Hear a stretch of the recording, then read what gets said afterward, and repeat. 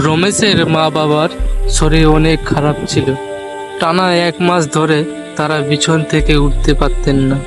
রমেশ 4-5টা বড় বড় ডাক্তার দেখিয়েছে, কিন্তু কেউ রোগ ধরতে পারেনি। রমেশ দুঃখ পাচ্ছিল। একদিন হঠাৎ করে রমেশের বাবা মারা যান। এখন শুধু ওর মা বেঁচে ছিল, কিন্তু ওনার শরীর অনেক খারাপ ছিল। ওনার স্বামী মারা যাওয়ার পর সে আরো ভেঙে পড়ে। কাকা, এখন মনে হচ্ছে আমার সময় চলে এসেছে। আমি আর বাঁচবো না। না মা, আমি তোমাকে কিচ্ছু হতে দেব না। আর ঠিক তখনই রমেশের বন্ধু সৌমেন চলে আসে। আরে রমেশ, এখন কেমন আছে কাকিমা? মার শরীর অনেক খারাপ। শহর থেকে বড় বড় 4টি ডাক্তার নিয়ে এসছে, তারা কিছু করতে পারেনি। কাকিমার শরীর সবুজ হয়ে যাচ্ছে। 2 বছর আগে আমার মায়েরও এরকম হয়েছিল। তারপর উনি কিভাবে ঠিক হলেন? পাহাড়ি এলাকায় সবুজ কালারের ফুল ফোটে। সেই ফুলের রস 3 দিন এনাকে খাওয়ালে ইনি সুস্থ হয়ে যাবেন। কিন্তু কিন্তু মানে? কিন্তু মানে রাস্তাটা অনেক ভয়ঙ্কর। 3 দিন হাঁটতে হবে। আমি এখনই যাব, আমার মায়ের কিচ্ছু হতে দেব না। রমেশ সেই রাতেই বেরিয়ে পড়ে। রাস্তাটা খারাপ এবং খুবই ভয়ঙ্কর। রমেশের চলতে চলতে 2 দিন হয়ে যায়।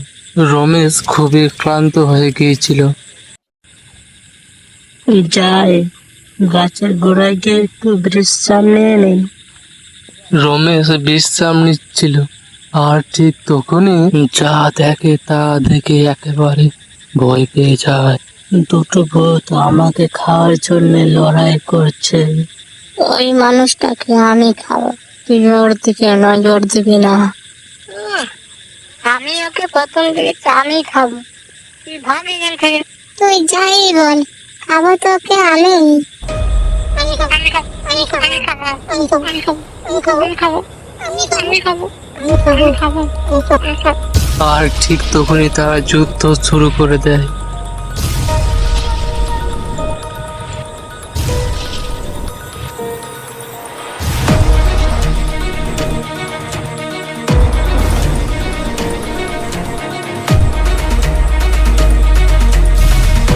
আরে বাবা রে, মরে গেলাম রে। ফালতু ফালতু পাঙ্কা নিতে এসেছে। খাবো তোকে আমি। আমাকে ছেড়ে দাও, আমার মায়ের খুবই শরীর খারাপ। আমি না গেলে মা বাঁচবে না। পেতনিটা রমেশের কোনো কথাই শোনে না। যাই রমেশকে মারতে যাবে, কে যেন টেনে ছিটকে ফেলে দেয়। এরে তুই আমাকে আঘাত করলি, তোর সাহস তো কম নয়। আরে বাবা, তুমি তো আরে বাবা, আমি মারা গেছি। আমি সবই জানি, তোর মায়ের খুবই শরীর খারাপ। ও পাহাড়ি এলাকায় সবুজ ফুল আনতে যাচ্ছে।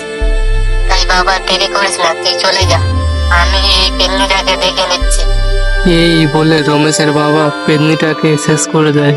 তারপর রমেশের মা সুস্থ হয়ে যায়।